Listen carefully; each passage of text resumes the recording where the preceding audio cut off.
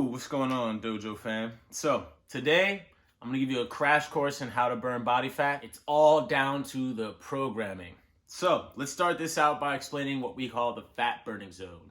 It's probably seen on the treadmill somewhere or on your bike. If you go to a commercial gym, it'll say fat burning zone. Now, here's the problem with that. Fat burning zone is usually around 50 to, I'll be generous, 50 to 55% of your energy output, right? We'll say output. Now, at this level, because you are not taxing the body enough, what ends up happening is most of the energy molecules being used are fat molecules. Why? Because they're stored, they're there already.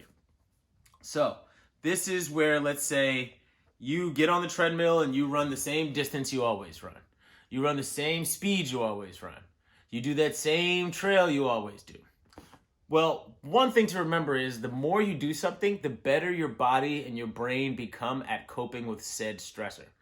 That is a mechanism of survival. It's something we've been able to use over thousands of years to keep ourselves alive. It's a fight or flight response, right?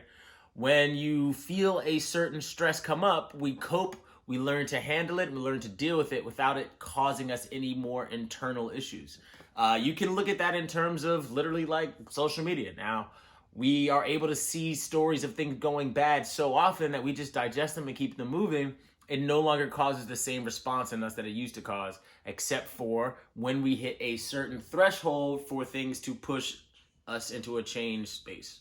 So, with that being said, 50 to 55% of your output, 100 calories.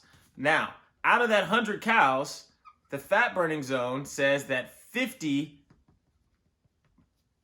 of that is coming from fat. Why? Because again, we haven't hit a threshold that requires us to take in any excess oxygen, burn any of that glucose and those carbs that we need to power our muscles. Fat and a little bit of oxygen is probably all we need at this point. Maybe barely any glucose, but whatever's stored will do. The issue is that's not very much. Now, let's say what you actually do is hit your 85% energy expenditure range. Remember, I always talk about giving yourself 85%. Now, at 85% output, especially if you're doing something that is taxing to the muscles as well as the lungs, you're gonna get, let's say, 500 calories burned, right? Because at 85%, one, you can't sustain it very long, but it requires a whole lot of energy to go through. Just like a car. You're not going to be able to run that car at 95 plus miles per hour for very long, but it's going to burn through a lot of gas trying to get it done. You will also cover more ground a lot faster. So, with that being said, maybe what we're doing here is only burning 25% from fat, right? I didn't put the percents up here. Let's say you've only burned 25% from fat. 25% of 500 is 125. So at 125 calories of fat, we have now more than doubled our energy expenditure or calories from fat burned without having to double the amount of output. Now let me explain a little bit deeper. This 85% range that I always speak of is something that you have to learn how to get to. Your perception of your reality is what's real. Perception is reality, right? What I mean by that, if you've never pushed a 200-pound sled, your perception when you first touch it becomes real. Oh, that feels heavy. Is it heavy? Do you know if it's heavy if you've never done it before? The answer is no. I did a video with Brooklyn before where we had her jump on an 18-inch box for the very first time on that camera. Predictably, the first time she did it, the brain was using all it knew from its old experiences. And at 5 years old, there's not very many of them, so she didn't make it on the box. But because you now give a reference point for that energy expenditure and that obstacle, now she can go back that second time and go, you know what? I know that I only use 60% of my energy to try to get up this thing. Let me up that energy percentage to 100 because this obstacle requires more than the 60 I gave it. Problem is, as adults, we have all of the learned experiences and all of the learned fears and things going wrong to keep us from pushing ourselves into that optimal range. You have to learn how to give yourself everything. So, With that being said, you can't choose the things that you do all the time, because the more you do them, the better the brain and the body get at coping without having to let you burn energy. Remember, your body doesn't want to feel stressed. It doesn't want its heart rate skyrocketing, blood pressure going up. It wants you to be as comfortable as possible, because evolution dictates that those are responses to stressors. Now, we are trying to induce a stress response to burn body fat. So what ends up happening is you have to pick an exercise that's going to use the energy system that burns oxygen. That's O2. Now, there's another energy system we have, of course, that's more efficient than just burning fat alone, and that's glucose. When we're doing strength exercises, right? We use that to transform an energy molecule that uses the muscular strength and power aspects of our movement systems. But what we really need to be doing is finding a way to hit a threshold where we use up all the oxygen, we use up all the glucose, not endlessly, but these things take time to recreate and transport and transform in our bodies. And now what we can do is bridge that gap with fat. But remember, because we're at an 85% expenditure, even though fat is a smaller piece of the pie than these other two, you're still getting more fat burned overall because of the overall level of energy used. So, the last part of this that you really have to wonder is, do you know if you're actually hitting that 85%, or is it a perceived 85% because you're scared, it's difficult, it didn't work out last time, never done it before, it feels heavy? There's plenty of reasons why. Have you ever went to a weight and went like this, right? Let's say this is a 5, and I'm like testing it, like, oh, how's that feel? Do you know how many times your brain has lifted 5 pounds in its life? Ladies, your purse probably weighs more than 5 pounds. Dudes, both pairs of your sneakers together are probably close to 3 to 5 pounds, depending on if you wear boots, stuff like that. What I mean by that is there are everyday things that we move around us that we don't register a weight for, so we are never perceiving that 5 pounds. But when you go to a gym, because you know that there's something coming up, you feel that 5 pounds like it changed weight. It didn't change weight. Your perception of it at that time has changed based off what you're doing. So what I mean by that is you have to look at this on a 1 to 10 scale. 1 to 100. I'm just going to write 10 shorthand and tell myself it's because I'm a scientist. Whatever. Anyway, 1 to 10 scale. Let's call this scale mechanics first, right? Now, here's that car reference again. If you have a Ferrari that can put out 550 horsepower, but it's running with old oil, you have some spark plugs that are right on the fritz, right? They're on their last leg. The transmission isn't properly working.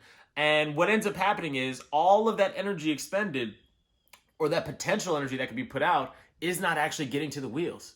You can put out more energy in the engine than the wheels ever see, because the mechanics of how that energy is transferred is wrong. Same thing with the body. Let's say you're only 50% good at a move because you just learned how to do it. Well, you give me 100% of energy on that 50% efficient move, useless. This is like when you go online and you watch people do all these moves and you try to do it at home and you're like, oh yeah, I was kind of tired. I think that worked. How do you know? Did anyone tell you that you were actually using your quads more than you were supposed to? Do you know if you were engaging your glutes? Did you know if your abs were doing more work than they're supposed to, or not doing enough work? This is why you have to always build and slightly tweak moves on top of each other, so you build up the foundation and continue to progress it slowly from there.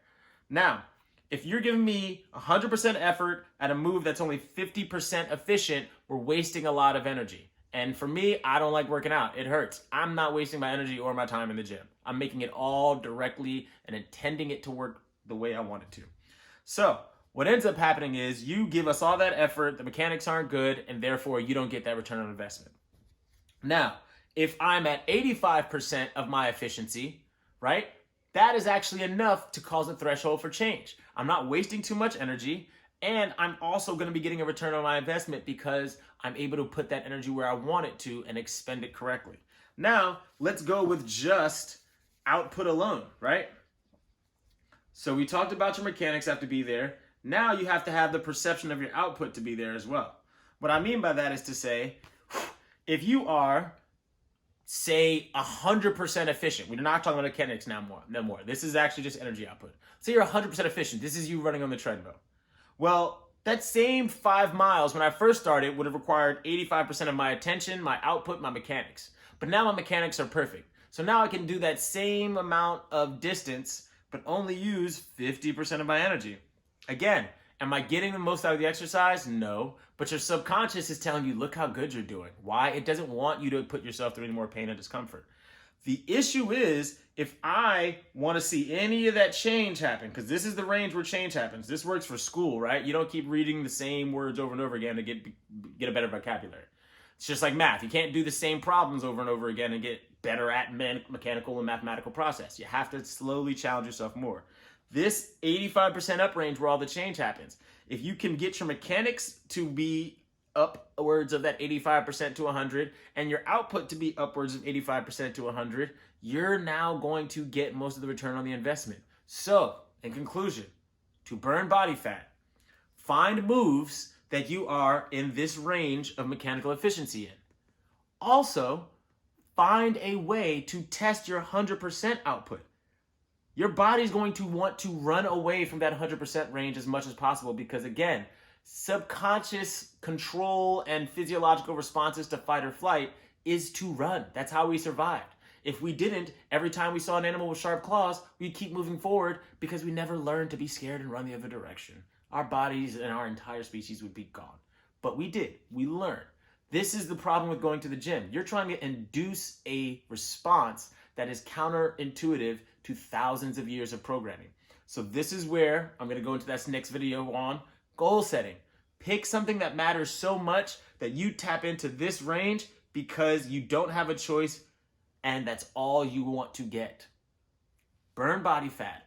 Pick something that burns some oxygen, something that's going to use your muscles in a strength capacity. Mix those two elements. Learn to manipulate the rest times, but that all comes down to programming. So choose who you choose to follow wisely. I know I just said choose to choose. Who doesn't care? So choose what you follow wisely and learn. This is why I teach my clients while we train so that they can comprehend what they're doing. I'm going to get them to work harder for themselves within the fantastic and utterly perfect programming and exercise choices that I make by getting them to understand what they're doing and apply the right mental effort. That's all.